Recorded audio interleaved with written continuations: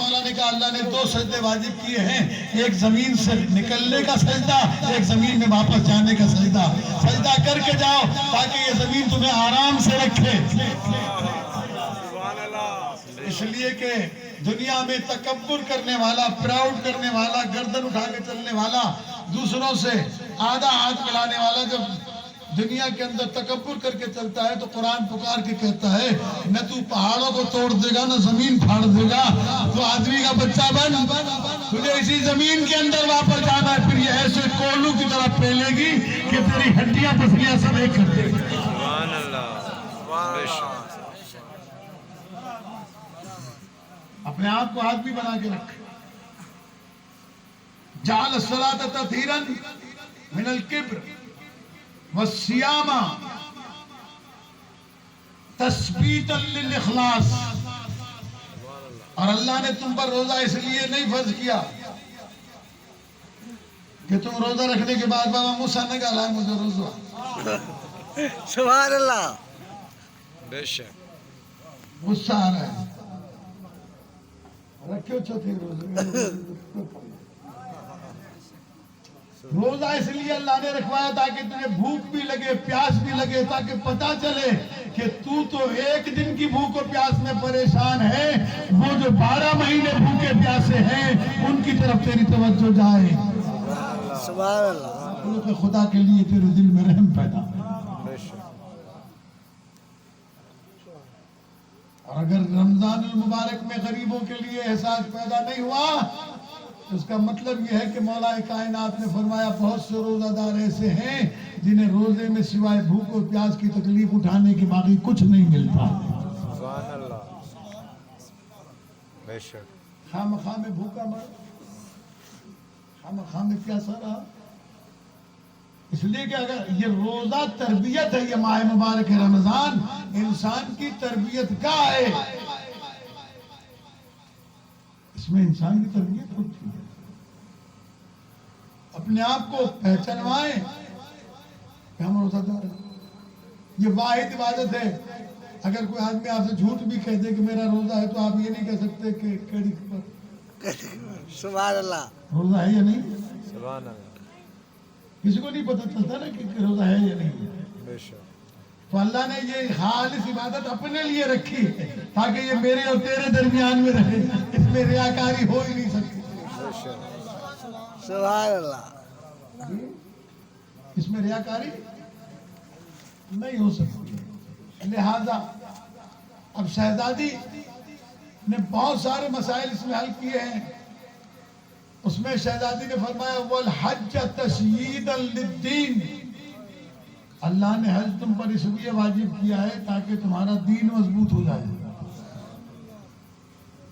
زیادہ تر لوگ حج کر کے آتے کہتے ہیں ہاں ایسا جو مسئلے تو نہیں ہے، ماں کے پیٹ میں سبحان اللہ۔ حلال کھاؤ پانچو کرو۔ سبحان اللہ۔ سبحان اللہ۔ بے شک۔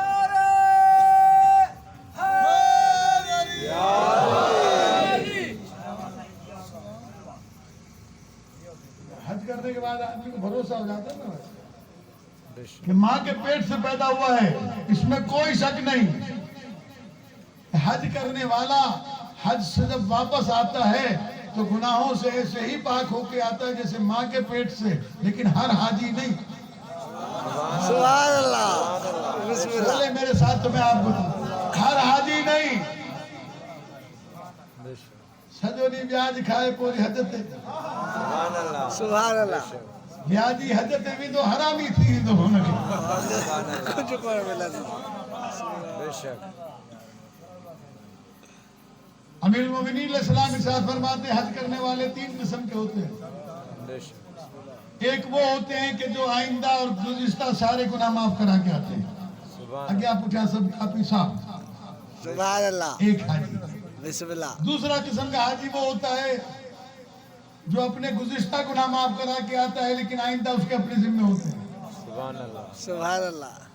بہت سارے حاجی ہم نے بھی تھوڑے 2-4 چکر لگائے ہیں، ہم نے دیکھا وہاں جب تک ہے، جب تک گاڑی ہے ایئرپورٹ پہ تو سب کا میرے حج جمع ہوتا ہے۔ یا کوڑ یا کوڑ۔ آواز چھات ہو ٹھیک۔ سبحان اللہ۔ بے شک۔ वहां मक्के में खारिश नहीं आती थी? बेशक क्या खारिश?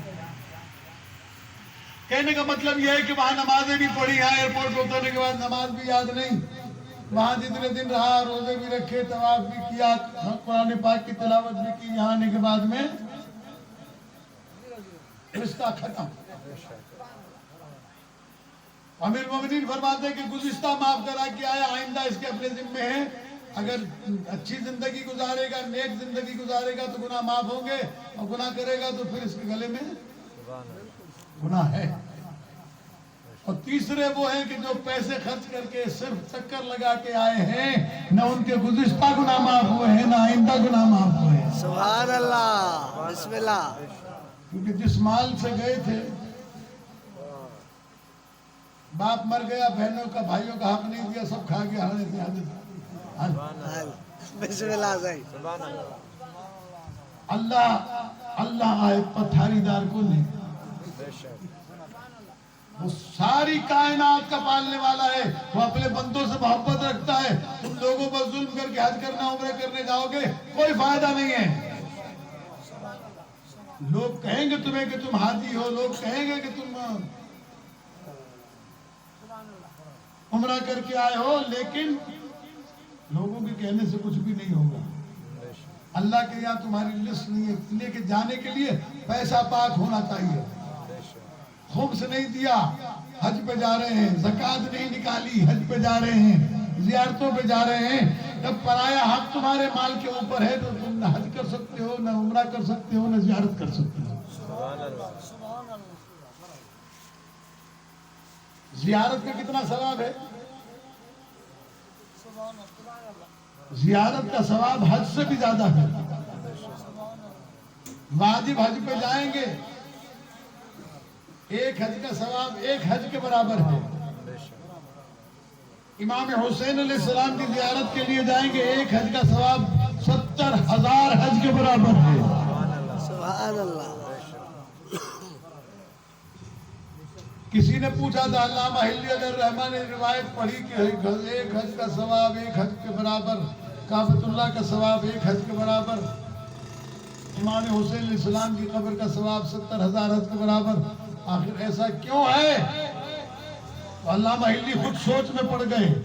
सफर पे जा रहे थे, रास्ते में इमाम ज़मान अब्दुल्लाह ताला फरज शरीफ से मुलाकात हो गई। पहचानते नहीं थे इमाम को, एक मुसाफिर की हिस्से से साथ चलने लगे। इमाम ने रास्ते में पूछा, हिल्ली ये तो बताओ, एक बादशाह सफर पे जा रहा था, रास्ते में उसका लश्कर से एक दफा छूट गया साथ, भूख और प्यास ने उसे हलाकत के करीब कर दिया, मरने के करीब कर दिया। ऐसे में उसे एक झोपड़ी नजर आई। झोपड़ी पे गया तो वहां एक बुढ़िया बैठी हुई थी, बूढ़ी औरत बैठी हुई थी। उसने बादशाह ने जाके कहा कि कुछ है खाने पीने का मुझे दे, मैं मर रहा हूँ। उसके पास कुछ नहीं था, उसने बकरी का दूध निकाला, जल्दी से उसको पिलाया।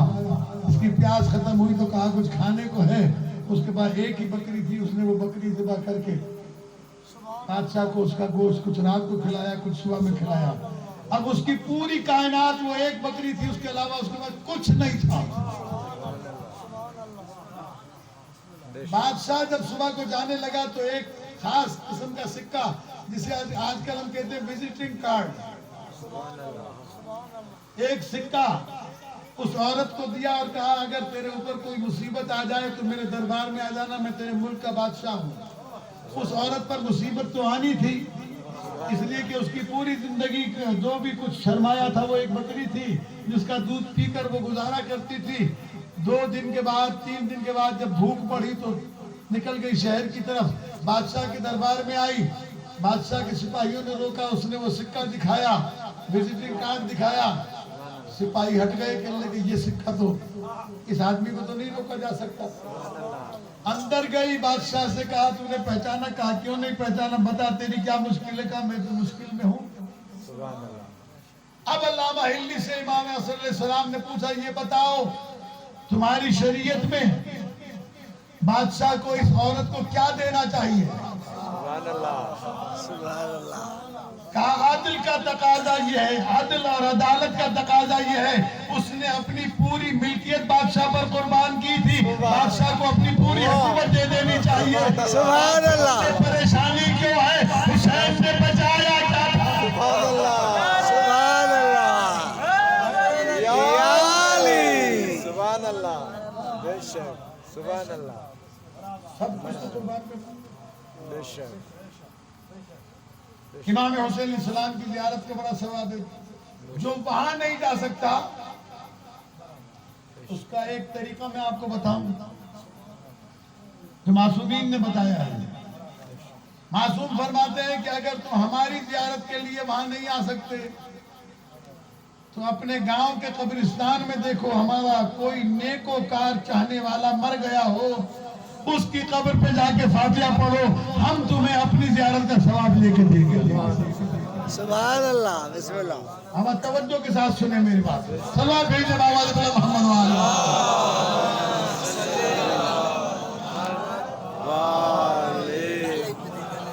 میں آپ کو مفت میں وہ چیزیں بتا کے جا رہا ہوں۔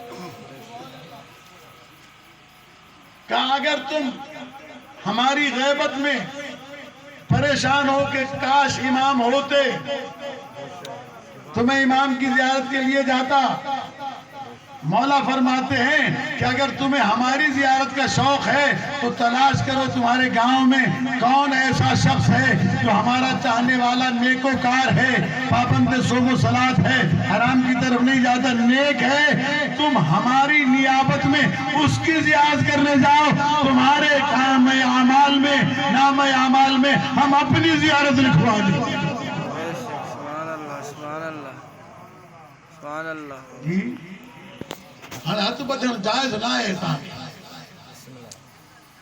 ہاتھ کھول کے ہاتھ اٹھا کے جواب دیں۔ میں آپ کو وہ باتیں بتا کے جاؤں گا جتنی دیر آپ سنیں گے، تاکہ ایمان بھی تازہ ہو جائے اور عمل بھی تازہ ہو جائے۔ عزیزان گرامی، ان مجالس کا بنیادی مقصد ہی یہ ہے۔ مولا امام ارشاد فرماتے والزکاۃ، شہزادی ارشاد فرماتی والزکاۃ نماء تزکیۃ للنفس و نماء للرزق، اگر تم اپنے مال سے زکوٰۃ ادا کرو گے تو تمہارے نفس میں پاکیزگی پیدا ہوگی، تمہارے مال کے اندر بھی اضافہ ہوگا۔ یہ جو آپ سکھو سمجھے گا تاں تو گھنو سمجھے گا سکھا اللہ سے پٹ دے سکھا کھڑی ہوئی دے، سکھا میں پاڈو گابو چھیلو، وہ کلندر تے کو بھٹائی تے کو کتے کو کتے۔ ہم منع نہیں کرتے، جانا چاہیے، لیکن یہ مدرسہ ہے نا، یہ امام زمانہ کی بیٹھک ہے، یا سکھا امام زمانہ کی دے۔ سبحان اللہ سبحان اللہ سبحان اللہ آئیں اس درسگاہ کی تعمیر کریں۔ میں نے مولانا سے کہا تھا اور آپ حضرات سے بھی کہتا ہوں کہ بنیاد رکھ دی گئی ہے، اس خیر کو حاصل کریں، پھر آپ فاتحہ کے بھی محتاج نہیں رہیں گے۔ میں نے روایت پڑھی ہے امام موسیٰ کاظم علیہ السلام کے زمانے میں، صلوات پڑھیں محمد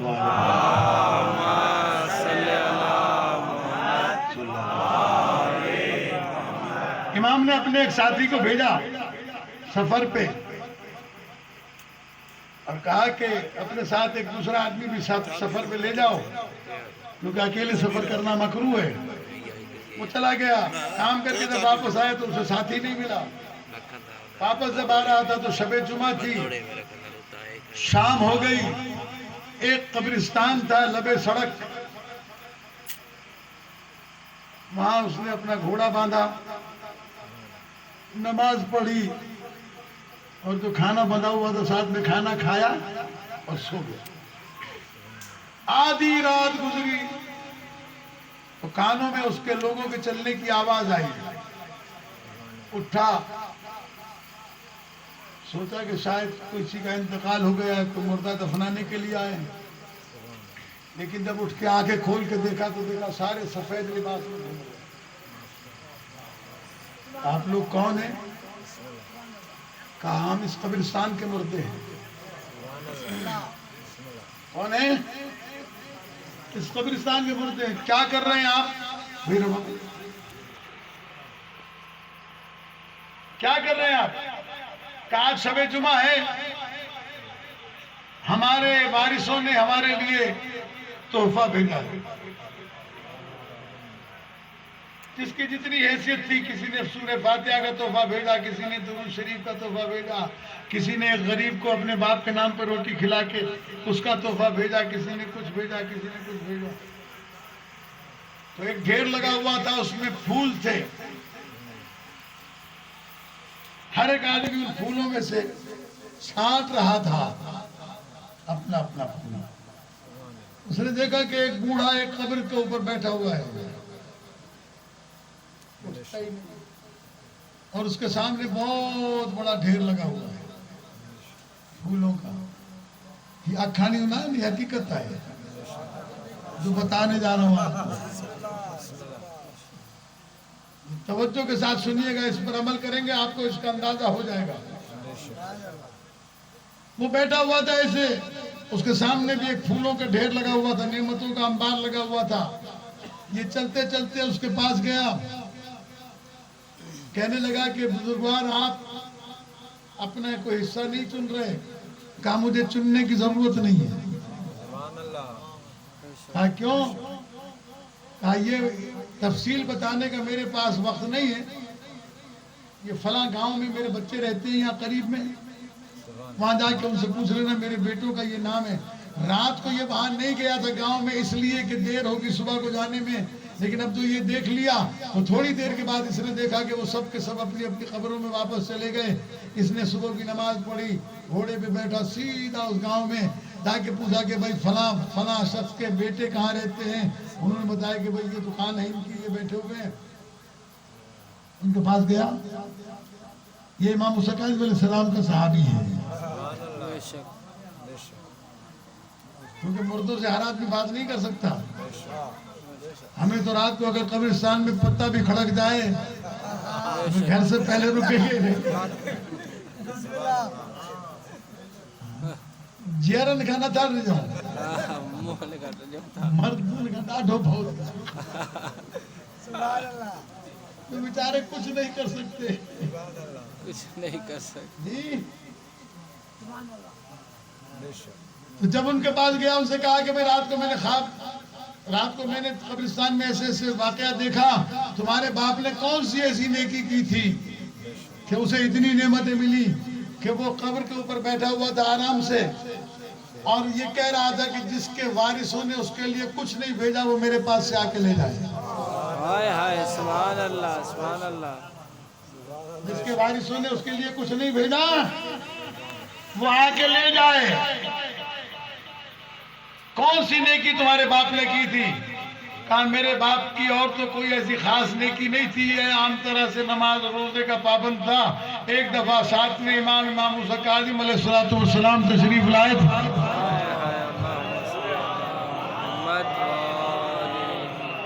انہوں نے گاؤں کے لوگوں سے کہا کہ اس گاؤں میں مدرسہ کھولو. میرے باپ نے سینٹر سٹی کا ایک بہترین پلاٹ امام کے کہنے پر مدرسے کے لیے وقف کیا. ہم نے بڑی لڑائی کی، ادھر والا دے دے ادھر والا دے دے، یہ بچ شہر جو وہاں کو کیونکہ ہم اللہ کے نام پہ کو دیتے ہیں، دیکھو سارے کم جو نہ رہے. ہم جب چھوٹے سے تھے تو گاؤں میں رہتے تھے ٹھڑی میرواہ میں. ایک واقعہ ایک قوم کا بیان کرتے تھے، میں قوم کا نام نہیں لیتا، اب تو وہاں بہت سارے شیعہ ہو گئے ماشاءاللہ سے، لیکن کسی زمانے میں مشہور تھا کہ ان کے گاؤں میں فقیر نہیں جاتا تھا اس لیے کہ کوئی خیرات دیتا ہی نہیں تھا.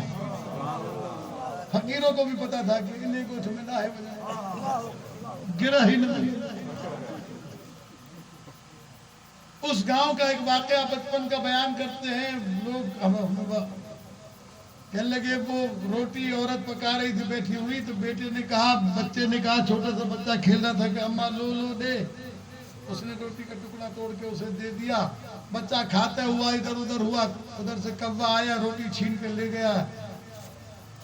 بیٹے کے باپ نے دیکھا, کہنے لگا تو لگا کوے کے پیچھے, بیچ میں نہر میروا, کوا تو ادھر نکل گیا, ادھر کھڑا رہا. اس نے دیکھا کہ بیچارے کے کوئی بس نہیں چلتا, چلنا بھلا آئی ہوا کلا. حیدری بلند کرے نعرہ حیدری. سلوات پڑھو بابا سے بولو.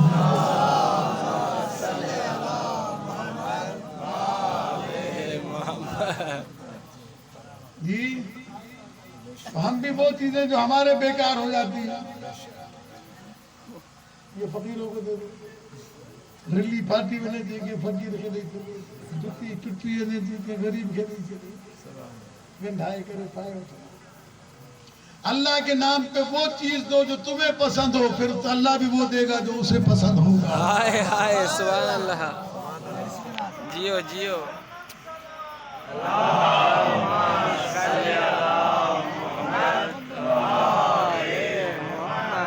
تو کہا ہمارے باپ نے وہ مدرسے کے لیے دے دیا تھا, وہ مدرسہ چل رہا ہے سینٹرل سٹی میں, مرکزی سٹی میں. یہ اس کا اجر ہے جو اس کو ملتا ہے. وہ اتنا ملتا ہے کہ اب اس کے لیے کوئی فاتحہ پڑھے نہ پڑھے اسے پرواہ نہیں, وہ خود ادھر بیٹھ کے تقسیم کرتا تھے. سبحان اللہ. بے شک. جی شہزادی یہ فرماتی ہیں اپنے, اور شہزادی بھی وہ جو صدیقہ کبریٰ ہے. سبحان اللہ سبحان اللہ. صدیقہ کبریٰ بی بی, اس کے وعدے پر یقین ہونا چاہیے ہمیں. مشکل یہ ہے کہ پہلی مرتبہ نکالنے میں بڑی مشکل ہوتی ہے. مولوی صاحب واز پہ کہو اللہ کی راہ میں تھوڑا سا بھی دو گے تو 70 گنا ملے گا. مولوی کا گھر مسجد کے پاس تھا. ایک آدمی بیٹھا تھا, کہنے لگا میں جاتا ہوں, میں کچھ لے کے آتا ہوں خیرات کرنے.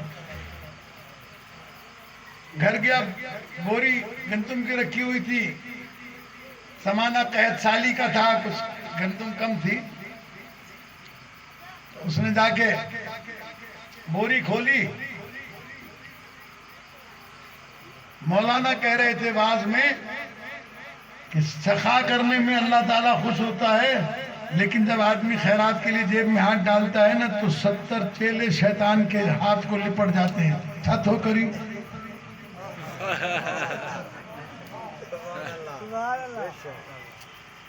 کھٹی پہنچ شہر میں پورے کو سخی پیدا تھی.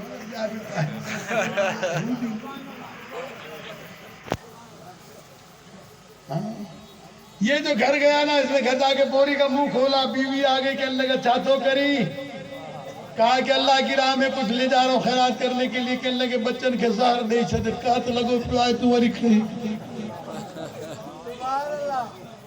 اس نے بڑی کوشش کی, لیکن بیوی نے کہا کہ اگر تو یہ گندم لے کے جائے گا تو میں بچوں کو لے کے گھر چلی جاؤں گی, پسمانے میں کہ طلاق میں پڑ جائے. مجبور ہو گیا بیچارہ. خیر آیا, منہ لٹکا ہوا تھا, مسجد میں آیا, ساتھیوں نے پوچھا خیرات کر کے آیا, کہنے لگا کہ نہیں. کہنے لگا کیوں؟ کہنے لگے شیطان کے چیلے تو نہیں آئے, شیطان کی اماں آ گئی تھی.